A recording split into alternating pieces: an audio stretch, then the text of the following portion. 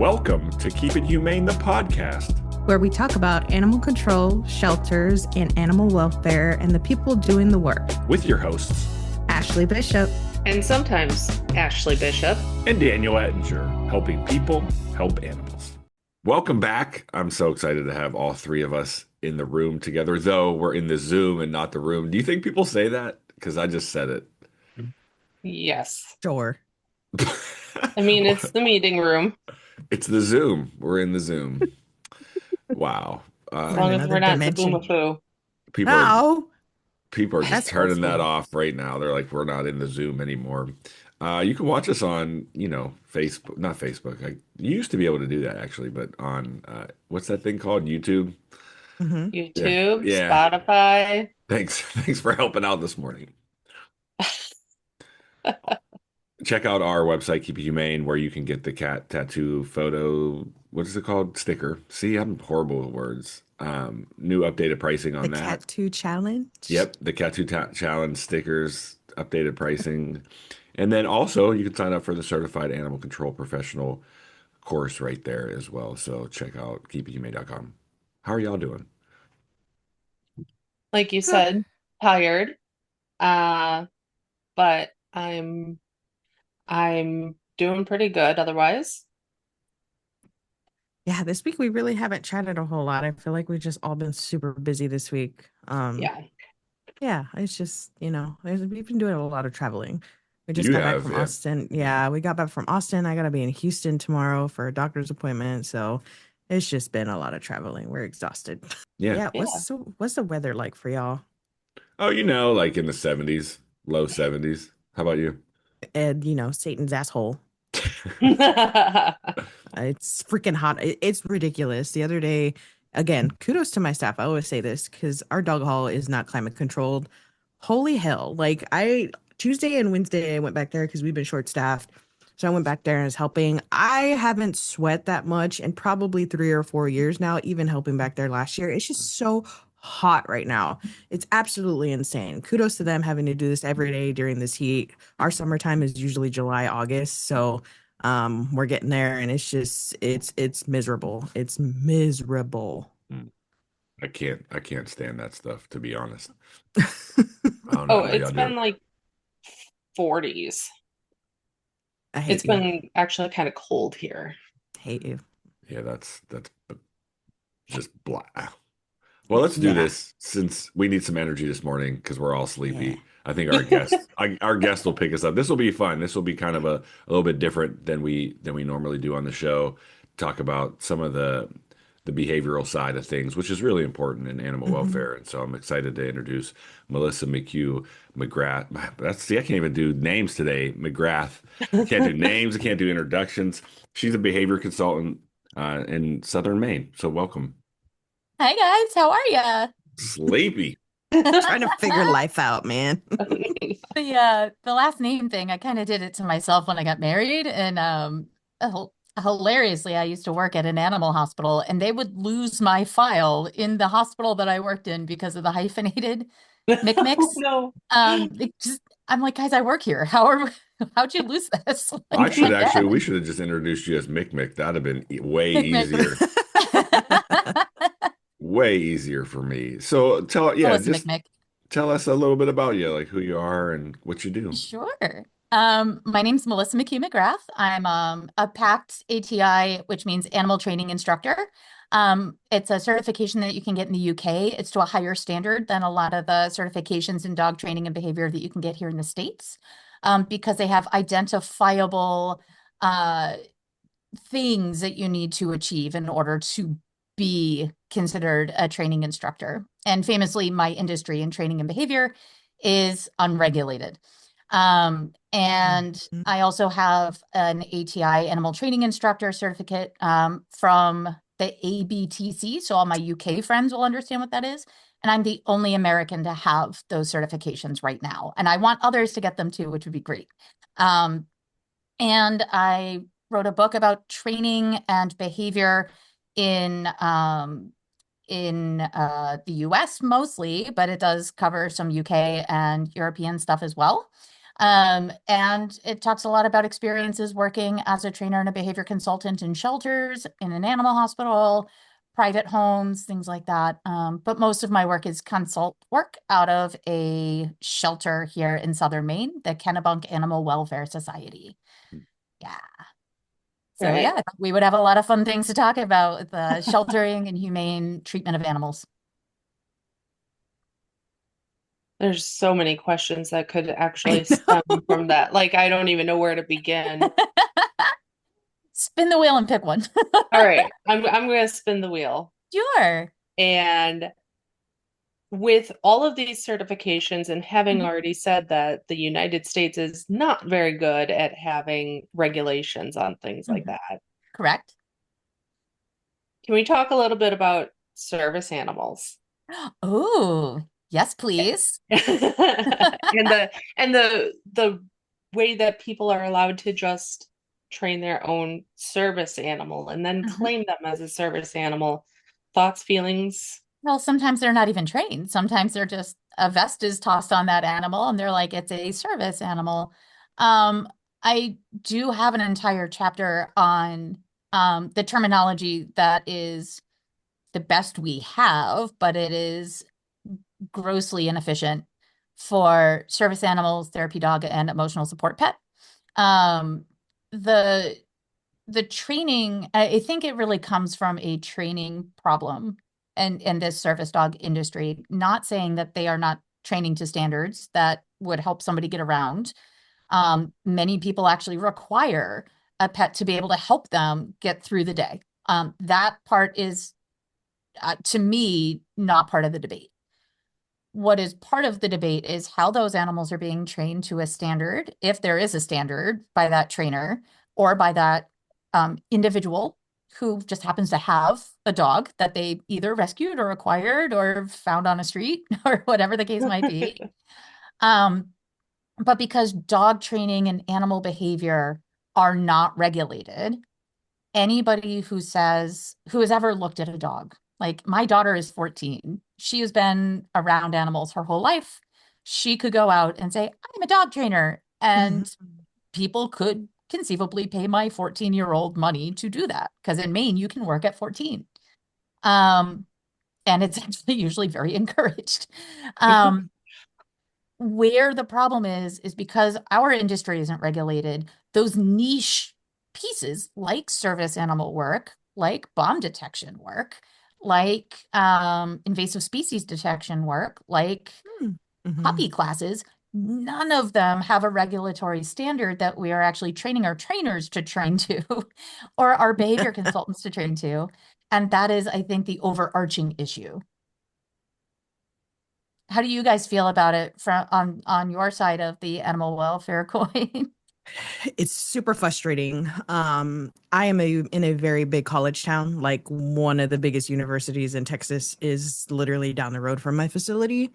So we battle a lot of well, I'm just gonna get an ESA so I don't have to pay my deposits for my apartment complex. Or I had somebody fight with me the other day about them being able to bring their emotional support animal into our facility to go look at all the dogs. And I'm like, Nope, that's hard no. not, yeah, that's not how this works. So it's been very frustrating on our end. And I know as far as animal control is concerned, we've had things come up. I have an emotional support horse. So it's got to be allowed, even though, we have ordinances that say you can't have certain animals in unless you're zoned for AO or whatever the case might be. So Right, right, right. it's really frustrating. Because they're taking away the opportunities for everybody else. So Yes. I don't know how Ashley and Dan have encountered this in their areas, but it's very frustrating here, especially with our college town. Which college? Texas A&M. Oh, cool. We're big Yeah. fans of them in softball. We just watched the World Series, Okay. the softball Cool. World Series. So yeah. Yeah. Giga Maggies. Yes. I think you kind of highlight a bigger issue in our industry, whether it's the behavioral side, the private side, or the public side, is there is no regulatory kind of oversight in any of the things that we do, and I don't know if that makes things better or worse, but I know that we're not teaching to a standard. It's basically I've done a lot of teaching in the military for animal welfare concerns, and Mhm. some of the things that I hear from the veterinary staff is that some of the military working dogs are mistreated because the standards Mhm. are not Yeah. what's the word, humane, and so there's a lot of concern there, and then there's a lot of moral dilemmacy. That's not a word, but I just made it up. Uh, I understand. moral You're having a dilemmacy. coffee day. I totally This is understand. me every This was day, me girl. yesterday. I Uh, couldn't talk. every day. But the reality is like, what do they do? Because in the military things are different. They're not as, maybe as forgiving as other industries are. And so when you look at that in a whole, it's kind of difficult. And so I guess for me and maybe the thought process of the show too is like, what is your take on let me just ask this: like, we use it as a standard to identify bites. It's the Dr. Ian Dunbar bite scale, The bite who, scale. Yep. which I Big would fan. imagine you're familiar with because Yep. you talked about the UK. Well, in that bite scale, he also talks about the behavioral component Mhm. and how, let's say, like how realistic, excuse me, how realistic it is to rehabilitate a dog with some of these behavior concerns. So. Mhm. Let's talk about that as far as the public safety piece and what your views on that is. Sure. I use the bite scale pretty consistently. I'm the only behavior consultant right now at our shelter. So I've historically, and I kind of hope we can bring this back. We have new directorship in our shelter. So things are changing and shuffling. Prior to this change, we had at least four of us who were competent and able to do behavior work. One who was public facing behavior. So, like people in the public who would have a hard time with their dog, they could bring it to our facility and we could work with them. We had one person on staff full time that was working with the resident dogs, the dogs in the shelter in the back, and assessing like these dog bites in a shelter environment or behavioral problems or whatever the case might be. Is this a safe dog to put out into the public? So we had those two, and then we have two trainers. I'm one of them who are also capable and able to do behavioral evaluations. I've been doing behavior evals for dang near 20 years now.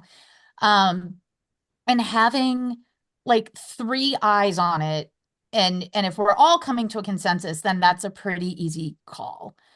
If if the resident behavior consultant is looking at something and is like, I don't know if this is the environment or I don't know if this is the dog. And so she could defer to the other full-time employee or to one of us consultants just to give a second eye, like a secondary eval without knowing what her evaluation was. But generally speaking, if they were coming to us, we knew something wasn't going right. That's usually a Sure. lot of my job. People aren't usually coming to see me because like everything's going well. Here's $50. Watch my dog just like run through a field of daisies and that's it. Like that's not usually how my day is going. Um, so when I'm using the bite scale, I am taking into account and for those who are not familiar, Dr. Ian Dunbar's bite scale goes 1 to 6, level 1 to 6. One is an air snap. So one isn't even contact on a human or another animal. Two is like bruising or what most people would consider a nip and he didn't break the skin. That's usually how most uh, citizens would describe that. Three is broken into two pieces. You've got 3A, which is a bite and then the dog, a bite and a release, and there's visible punctures, but they're not very deep. And we're not talking about very deep based on the size of the dog. We're looking at very deep by the length of the tooth of the dog that is biting. 3B is multiple bite releases, no shredding, and still kind of shallow bites. Up until this point, up until 3B, we generally consider these reactive bites. It's Mm. usually because somebody's either coming into that dog's space, I'm friendly, or I'm great with dogs, as they're approaching this dog who is clearly saying in every other way, do not come near me. And they bite, release. And if you look, the dog is usually trying to like bite to back up or to make the person back up. That those bites are are there to make space happen so the dog feels safe, generally speaking. Not always, but generally. 4 to 6 are more problematic bites. 4 is a deeper bite and shredding wounds. So you start to see in that bite, like tearing of the skin. And sometimes we have to like think of mitigating factors too. So if like a Rottweiler were to bite me, I would probably pull my arm back and that might add some of that shredding. But what we're also looking at is the intent of the dog. Is the dog trying to create space, or is the dog still coming to stop the threat? And that is what I would consider a more aggressive bite. A bite that is intended to stop the threat instead of getting space. 5 is multiple of those: bite, shake, bite, grab, shake, bite, grab, shake. And then I always tell my students the difference between 5 and 6 is luck. 6 is death to the victim, or to the what I call in the book, the recipient, because sometimes that bite is happening because the dog might be the victim in this case, like somebody like hurting a dog, like, and maybe the dog is defending themselves. Like, so I don't call it the victim in the book, unlike Dr. Dunbar, who is way smarter than I am. I'm not trying to throw shade at Dr. Dunbar, but we've learned a lot in the last 20 years since he's created that bite scale, or 30 years since he created that bite scale. We now know about mitigating factors and aggravating factors and different means of looking at a bite injury and figuring out what happened prior to that wound. So I find that bite scale incredibly helpful. And I usually ask, like, if the event happened on camera, it's even better because then I can see what a little bit more of what I perceive the intent of the dog to be. I can't ask the dog, hey, dude, like, what were you trying to do here? I wish I could. But I can only go on their behavior. And the second best thing I can get is the perceived behavior from a citizen who doesn't have the same language or description, and whose motivation might be to save their dog. So they may be presenting the event to me in a way that might be mitigating or might be not as accurate because they might be trying to downplay what happened because they don't want to see their dog euthanized. So like the more information I have about an event from as many people who witness the event, the better. And I also look at the number of compounding anxieties and factors too. So I am comfortable going up to a level 3B or a 4, depending on the circumstances. But if it's a 3B event, again, that's the bite. The dog is still trying to get away. The dog is using this to get space, a reactive bite. I am reacting to something in my environment, and I just want to get away from this. If I'm seeing level 3B and the dog has separation anxiety and noise phobia and this and that, and I'm seeing compounding anxieties, my job at that point is to get them in the hands of a veterinary behaviorist who can look at that whole dog and see what's going on. If there's the dog's biting at a 3B and we know that there's 1 or 2 triggers, then I'm comfortable taking that case. Can you just really quick, I'm sorry to jump in. Yes.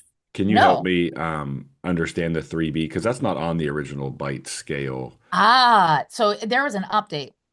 So a 3B is like, and I'll send you a link. It's actually a really cool diagram that this Okay. artist Lily Chin had created in Right. tandem But with Dr. Sophia Yin. that's not the Dunbar bite scale, right? That's her own It scale. is the Dunbar bite scale. Oh, it Yeah. is. So he made an It is. Okay. additional designation Got it. Okay. between that 3. So 3 is still like shallow bite Right. and run away, or hopefully be able to move away.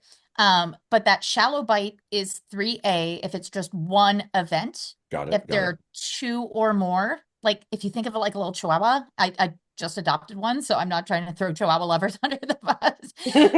Bite. Ashley. And then like a corn on the cob. I saw your little video thing, so I knew there was a chihuahua person in the house. Another one. But like kind of eating corn on the cob. Bite. So yeah, he had updated that, and it's been super helpful for someone like me, like to be able to have that level of specificity that he was able to update that bite scale, which was great. Got it. Okay, that Yeah. helps. Yeah, that definitely helps Yeah. understand that for Yeah, No, sure. I think that's a fantastic question because like it's also showing the evolution of behavior, Sure, the evolution of our understanding of sure. animal behavior, and communication. And having that level of specificity definitely helps somebody like me when I'm doing an evaluation. Yeah, I feel like most of the bites in my career that I have seen before I took over our facility and was dealing more in depth with animal control, a lot of them are provoked. A lot of Yeah. them. I mean, I would say a good at least 85 to 90% of them are provoked. Yes. It's been a hot minute since I've seen a dog that was actually quote unquote dangerous. Yes. It's been very much a hot minute. Um, but I kind of wanted to ask a little bit of a controversial question. Oh, I love these. There's been a lot of, shelters who are practicing giving, sedatives, or things of that nature in shelter. How do you feel about that? I feel like for us who dealing with animal control and or municipalities in general, I Yeah. feel like it it's a catch-22 almost, I feel. Um, I know it's starting to become more and more popular, and I Mhm. just feel like we are in a space where that could be incredibly dangerous, when we're already having a hard time moving animals because some of the animals that have been moved out, are causing, a lot of injury or unfortunately Mhm. maulings. What is your take on that? So I come at this from two different ways. One, I don't want the behavior being masked by medication to a point where we are now saying, hey, citizens, look at this super chill dog, and he's a great family pet. I don't want it being used as a way to kind of lie to the public and send out a dangerous dog so it's no longer the shelter's problem. The shelter that I work at, because we have or had a robust behavioral staff, we could look at the individual dog and say, okay, we know this dog is suffering and it's starting to circle the drain and this is going in the wrong direction. And if we can quote stop the bleeding on this dog Hmm. otherwise would have a fantastic opportunity. He's done well in foster, but then like maybe something happened with the foster, he came back to the shelter and he's struggling in the shelter. I'm a big fan of drugs. If we can stop the bleeding and stop that dog practicing like those neural pathways of anxiety, Hmm. if we're using it in a responsible way, and if we're also telling the public, this is the situation with these meds. Yes, your dog is presently on meds. We would recommend you stay on for some of the transition period and then start to taper off. If you're seeing an explosion of behavior, call us immediately because we need to help you and help this animal. And we might need to reevaluate that animal. Maybe we missed something and we don't want to be sending, at least I don't want to be sending a dangerous animal into a house with families, with kids, with a public, with our vet friends who are going to have to handle that dog. If we miss something, and it is really hard to accurately assess a dog in a shelter, especially if it's busy and loud and all of those things. We do the best we can with the tools we have. And I do look at meds, behavioral modification medication, as a tool, but I don't want it to be used as an Instagram filter on that dog, if you will, just to be like, he's a perfect animal. Please take him. You know what I mean? Like Yeah. it's a hard line to walk. But in general, I am always a fan of like getting the animal out of distress as fast as possible. Hmm. And sometimes that's what we lean towards.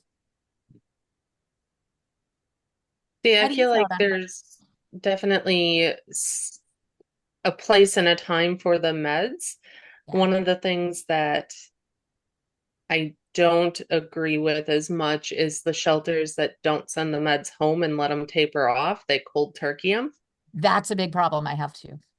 Yep. They're like, oops, you're out of the shelter. Good luck. Like, Yeah, no, that's one setting the dog up to fail. That's yeah, setting the family up to fail. And that's not having, they may even be sending that dog home medicated and never telling the family this dog was on meds. So that way they don't have an understanding as to what's happening to that animal as they're coming off. sure. I agree with you fully on that. Yeah, I think it's tough. It's really tough. Just from the perspective of what we've heard and seen, I don't have any expertise in this because my shelter, we don't have a vet on staff, so we don't do things like that. Yeah. I don't even have a quote unquote behaviorist on staff, even though I have staff that's super knowledgeable and does really well in evaluating pets before we put them up for adoption. I just feel like in this era of animal welfare, it's being used as a tactic to quote unquote save more lives rather than Yeah. actually help the animal. So I just think like with our industry overall, it just needs to catch up and be used in a way where it's helpful more than destructive. Yeah, and not having it used it, like I said at the beginning, not to blanket the entire dog's personality, so that way we're lying to the public about what we're seeing, and not having that open discussion with that client, who is that adopter who is taking on that animal, because then they're seeing one thing and they're getting something else. I have a huge problem when we are lying to the public about the animal that they're bringing it to their home as a means of moving the animal to save it, because when we do that, it's in a home, it's failing. It might be failing in a really bad way where somebody can get hurt. And then it's my job to go into that house. And Mhm. I'm now at risk because maybe a less reputable shelter or less able shelter or rescue organization placed out a dog irresponsibly. Do these things happen in the best run shelters? Absolutely. Mhm. Like, we still Absolutely. miss it sometimes, Mhm. and we all feel horrible when it happens, and we've all tried. Like, we do the best as long as we're doing the best with the information we have, and we are 100% upfront with that person who's taking that dog home. I'm all for it. I'm all for whatever we need to do. But if Absolutely. we're on the website saying this is a great family dog and it's got like 400 mgs of Traz, the dog is like Jeez. asleep and drugged, and they're like, wow, look how chill this dog is. This is perfect. And then they get home and the dog's got a kid cornered. I have a Mm, kind of a problem with that. for sure. Hot Transparency is take. key. I have Yeah. a hard time with that. In the zoo world, there's terminology, and I believe it's like scientifically backed, zoocosis, where an animal taken out of its natural habitat basically exhibits stress by doing certain things. Have we ever done a study on kennel crazy in shelter dogs or cats, like a similar study that zoocosis was based on? That is a fantastic question. And now I really want to know the answer. You know who I bet would know, and I think this would actually be a fantastic person for you guys to have on your podcast. His name is Tom Candy. He's a British behaviorist, and he works primarily in shelters. And so like his podcast, Shelter Behavior, I'll send it to you. He does a fantastic job of like knowing the science. He's got his master's degree in animal behavior, and he's done all of his work in shelters. Because we Um, talk about kennel crazy, and we talk yeah, about other things, but sometimes I feel like what's lost in the conversation of trying to do our best is, well, are we providing that animal true comfort in that setting, or are they losing their mind because they can't exhibit normal behavior? right. Actually, I am on Google Scholar right now, and I'm just gonna put in kennel crazy and see what pops up. Probably Um, the name of my next album that I'm going to release. kennel crazy. So it says there's about 11,800 results of books living behind bars, long-term confinement of evidence animals. Mm, Like, so there's some stuff in here, books and some studies. So that'll be a little light reading a little bit later on today for me, I'm sure. Very cool. yeah, it's interesting, because we're in the process of building a new facility. So we did tours and things like that of other facilities, so that, my chain of command could understand kind of what it is that we need, what we're looking for. And, our building is very old. As I mentioned before, our dog hall is not climate controlled. but we get a lot of compliments of people who come through who say, wow, it's really quiet back here. Everybody seems very well, mannered and doesn't seem to be stressing too much, and it's just the little things of being able to do in our facility, regardless of it really honestly falling apart, as most facilities are these days, I'm Most of sure. them are, yes. Yeah. So I mean, even as simple as, playing the radio throughout the day, it really helps calm our dogs. Having long walks in the morning, our volunteers coming in the afternoons. I mean, just the simplest of things, even in a facility that is literally just a metal building. Um, Oh gosh, the echoing in a metal building alone is, yeah. yeah. I'm going So kennel crazy just thinking about it. I'm not even there. I'm just sitting in an office. yeah, we just got an ice machine for the people, but we've been using it a lot more for the animals because they've been That's enjoying it a smart. lot. Yeah, we've been getting big pools and they've been loving to go out in the dog Ah, park and just playing in all the ice cubes, and it's been fun. We've been using it more for them than for us, that's a honestly. beautiful enrichment opportunity. That's so smart. What I guess let's talk about really quick just your book. Like what drove you to write the book and for the listeners, it's the Misadventures of the World's Okayest Dog Trainer. And you can get that Amazon or I'm gonna mess up your name again, MelissaMcCue-McGrath.com. No, you Uh, said it right. I yay. know, you I did woke good. up finally. I finally You did somewhat it. You're awake. waking up. The caffeine's starting to hit. And so, yeah, talk about that. Like, what inspired you to write the book? Kind of give Sure. us some footnotes. We'd love to hear about it. Oh, I'm glad you said footnotes because I use them for comedic effect throughout. Like, um, so the first I have to first start by saying I wrote a book called Considerations for the City Dog in 2015, and that was about trying to train and dogs in an urban setting when we're not taking environment into account when we're moving dogs out of shelter or out of rescue or out of a breeding situation. Those dogs that are coming to cities, we're using dog training techniques that we're not really taking the environment into account, right? You can't just Mm, let those dogs mhm, off leash. mhm, You can't, mhm, like, we have so much leash aggression, dogs trying to figure out how to use an elevator, like things like that are not covered in your regular dog training manuals. So that's what I wrote that. And part of it was also bridging the gap between the public and using language like socialization, territorial aggression, things like that, versus what I mean when I say it as somebody who's in this field. So there's like the zeitgeisty way of using terminology, and then there's the kind of more specific way. So like when you and I were talking about the dog bites, like I said, like most of my clients would describe something as a nip.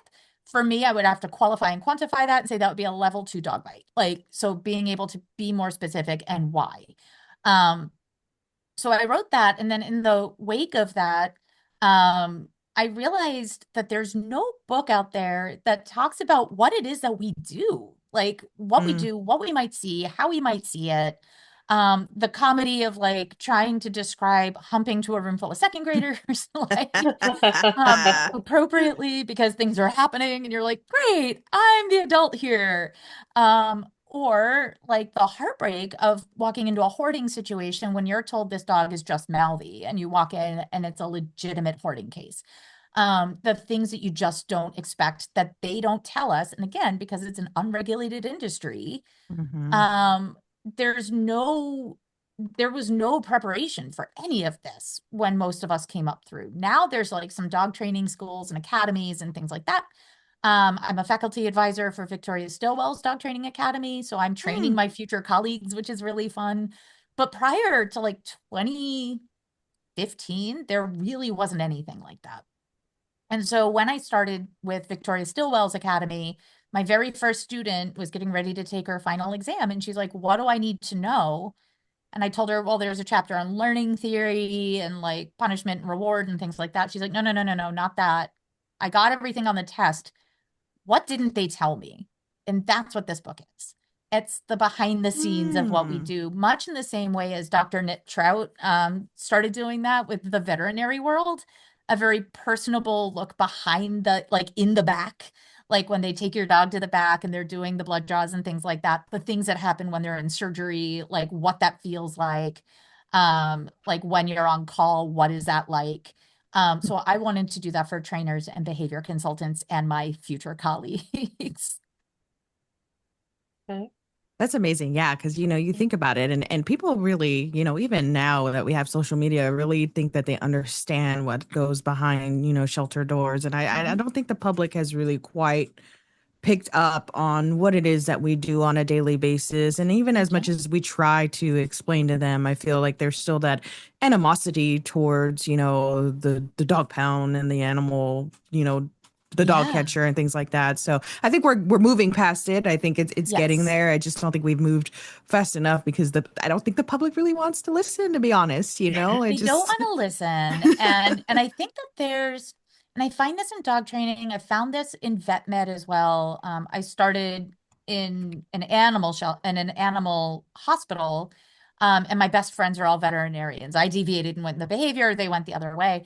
Um, but even just talking to our vet friends, like whenever somebody talks to one of us, it's always, you must be so happy in your job. You're just playing with puppies all day.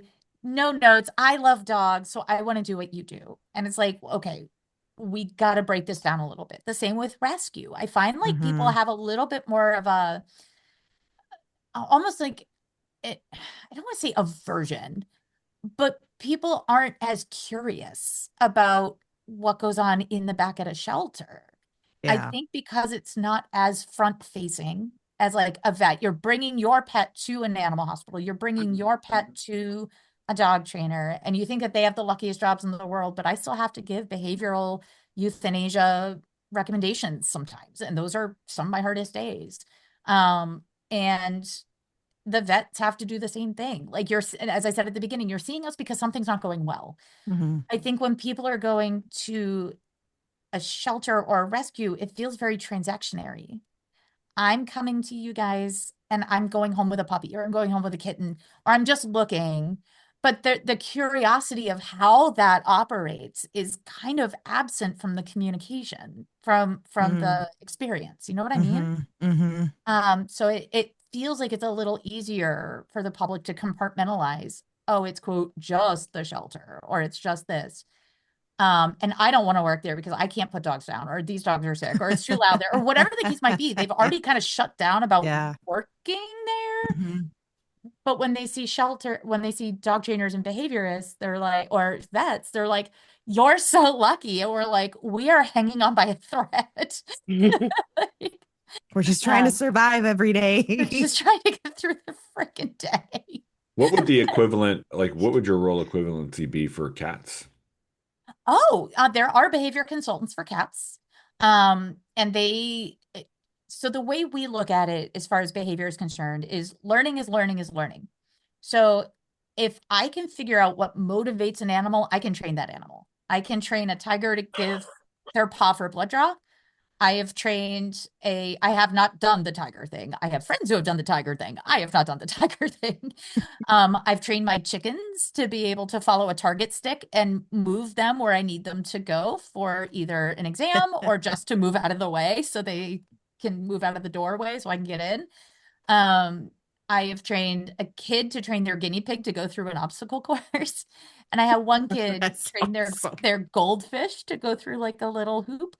Um, so if you can figure out timing of when to give either a verbal correct or a reinforcer, and you can figure out what motivates that animal, you can train nearly any trick. As far as the emotional stability of that animal, whether it's a cat or a dog or a penguin, that's a different ball game, a little bit different ball game. But yeah, it's mostly just trying to make them feel safe and figuring out how to do that with that particular animal and their instinctive drives. It's interesting. Yeah. So it's their communication and how they communicate is what you're trying to decipher. Yes. And so I'm really well trained in dogs. I'm partially-ish I could do some cat work, but I wouldn't want to do like really high level like behavior stuff for cats. But I can do some basic stuff with them. I've trained my cat to spin and stay and leave it and hop up on, like, she follows a hand target. so I can move my hand anywhere and she'll go there. She's now she's going on 20. So like I don't ask her to lay down because she's got arthritis. I don't ask her to jump up very high because it's probably painful for her. But like if I can keep in mind her physical state, she's more than willing to do most things that I ask her to do.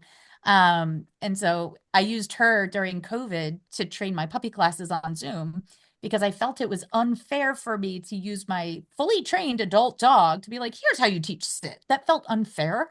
So I used my 13-year-old arthritic cat. And so I'm like, if I can train her, who has never been trained to do anything, in front of all of you guys, you can do this with your Wheaton. Right. So, and we did and so she's like all up on my YouTube page and under my dog training classes. It's like very curious, like tuxedo cat who just like to put her little butthole right there on the screen all As the always. time, Always. all the time. Her little asterisk right there. She has a sense of humor, but yeah. So like I think the example I actually like to give more often, one of the first things I teach an animal is a hand target. As long as this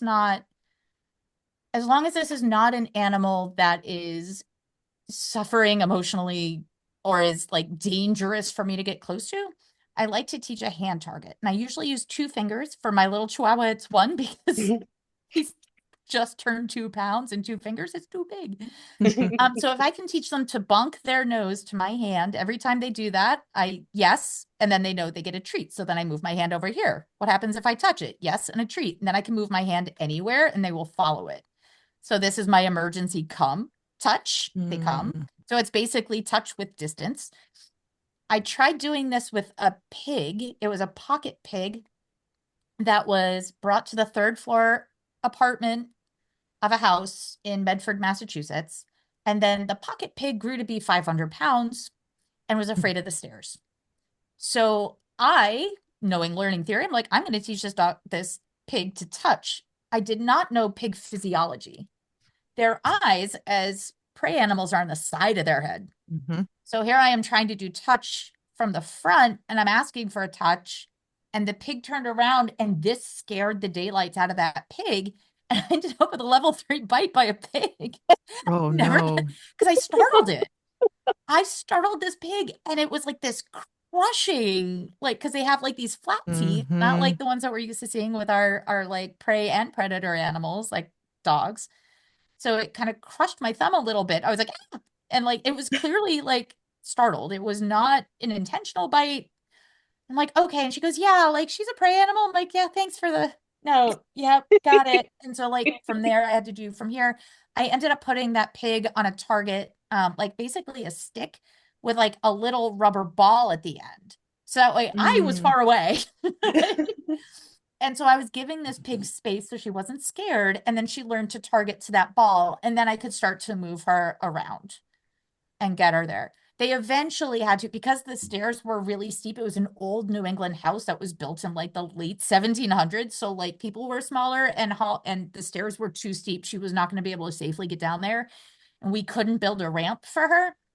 So the Animal Rescue League of Boston had to come up and get a crane and get her out through the top window. And then Good she was put up Lord. for adoption from there. So yeah, you're about to hear a door open. My husband just got back from a bike ride and I don't think he knows I'm still down here in the office. So you might hear him That's coming okay. in. We're real on this podcast. We keep it Awesome. real. Yeah. Yeah. I'd love to see a pig Interesting. being rescued from a window. That'd be pretty Yeah, neat. they had to get a crane wait. up and move her. Was it a crane? So the pig was flying. The flying pig. Yeah, essentially. Yeah, they kind of had to get her to fly. And then because they were unable to care for this pig, that's how she ended up on the 3rd floor and wasn't able to move. Then she went up for adoption through the Animal Rescue League in Dedham, Massachusetts. And to my knowledge, she found a home on a farm, like an actual farm, not quote, the farm, and is doing great. Wow. That's crazy. Yeah, That's I mean, crazy. pigs are intelligent. Why they are not? really They smart. are. And that's They what are I very mean smart. about like, if you know what the animal is in front of you, what they are motivated by, and how they perceive the world, you can train any animal to do a thing. You just have to break it down so it works for that animal's perception. Makes sense. Just like humans in a sense. Exactly. Well, it's a part of our favorite Wait, I can't see, man, I can't even Yeah. set up my favorite part of the show, Not being guys. able to talk is a super hindrance when you're on a podcast. Yeah, it's been, It's our look, favorite part of the show. this Yeah. sleep deprivation, this has been 2 weeks in a row where I can't sleep anymore. Like I don't know what to do. I need to talk to a therapist about that because I it's, think so. yeah. Therapists are like, I know for I'm not going to throw you two under the bus, ladies, but for me, perimenopause, super fun. Like, so I don't know I what mean, your it thing is, could but look, it's you said 2026, Menopause. man. perimenopause. It could Yeah. anything, real talk. But now it is our favorite, or at least my favorite part of the show is where we put your name into ChatGPT and it tells us everything it knows about you. So, Melissa Oh, McCue-McGrath is a well-known dog trainer, canine I'm well known. behaviors That's great. consultant, speaker, and author in Maine. She's been working professionally with dogs since the mid 2000s and earned her dog training certificate through the Certification Council for Professional Dog Trainers, CCPDT, in 2008. Oh, Some nice. highlights of her work: former co-training director of the New England Dog Training Club, one of the oldest AKC obedience clubs in the United States. The oldest. Well, it So they says got it wrong. one of the oldest. Come on, So ChatGPT, get better. uh, behavior behavior consultant and trainer with the Animal Welfare Society in Maine, author of the book Considerations for the City Dog, which focuses on challenges dogs face in urban environments, author of the newer book Misadventures of the World's Okayest Dog Trainer, which combines real behavior cases, professional lessons, and stories from her career in dog training, creator and host of the Bewildered Beasts podcast. Recently received attention for training pet dogs to detect the invasive spotted lanternfly as part of a research That's project amazing. That's involved. why I was asking which university, because Texas Tech U was one of the Mm, universities involved with that study. Yeah. Nate. Her training philosophy is generally science-based and focused on human reward-based methods rather than punishment-based approaches. She is also a frequent presenter at conferences, universities, and professional dog training events. So, then I guess last question is what's your take on Caesar Milan since he's like, this just talked about more like you're treat-based focused and he seems more touch-based focused. Touch base. Yeah, I would say that he popularized bringing your pets to dog training classes. Like it is Mm, undeniable that he put dog training and behavior on the radar. Mm, His tech, yes, while I do use rewards, I will use tennis balls, I will use sniffaris, I will use whatever is motivating to the dog in front of me. So I wouldn't say I'm necessarily treat based. I'd say I'd be motivationally based. What is motivating that animal to do a behavior? sure. Um, I do punish dogs in that if I have a dog who's jumping on me, I'm walking away from that dog if the dog is jumping on me to get attention. A Right. lot of jumping we see is a dog actually trying to jump up to create space. Often, when a dog is on a leash and we walk up to it, mm, I want you guys to try this. Walk up to the next person who's in your, like, enters your room or your house and walk within 4 feet of them in an open room and see how uncomfortable that is, even if it's your partner, and just stand there and just try to talk to them from there. And you might see them trying to move back a little bit, take a step back, follow them. Like, when you're that close, it's scary. And so a lot of dogs, we think they're jumping on us because they want to say hi. They're actually jumping just to get an extra couple feet of space because it's super rude to be standing like this. Um, and so if a dog is trying to jump to get me to move away, I'll move away and reinforce that dog with space and then see if I can get that dog to sit or down. Like, is that dog's needs being met and do they feel safe? Now I can work with that dog. Um, I think if Caesar were to go and get his degree in animal behavior or to take classes in any type of science-based behavior, I think I would have a lot more in common with him. But I think we would be able to have a beer together and have a conversation. I would never say no to a conversation with him. I just don't agree with the type of punishment that he uses and popularizes it because then those people who have done harm to their dog without understanding the timing or why they're doing something, they're just going shh, shh, and the dog doesn't know why they're getting cranked. So without that timing, without that understanding of learning theory, I think I have a lot more work to do. Like, Mm, hmm. yeah. Well, we appreciate that insight and just all your contributions to this program. I know that behavior is a really important piece in animal welfare for sure, and I think if we can, every shelter should have somebody that is experienced in behavior to really help get these animals assessed properly and get the safe animals in the community. So thank you for taking the time today to come on the show. Thank you Yeah. for the invitation, and thank you guys for all you do. You guys are really doing the hard work on the ground that allows me to be able to do the work that I do. So thank you so much for what you guys do to the communities and keeping them safe. Thank you. Yeah, for sure. Well, is there anything else before we wrap it up? All I right. can't think of anything. Well, we like to say, This let's was great. continue to, let's see if I can get this part right. Let's continue to Uh-oh. help people Help animals. and keep it humane. Keep it humane.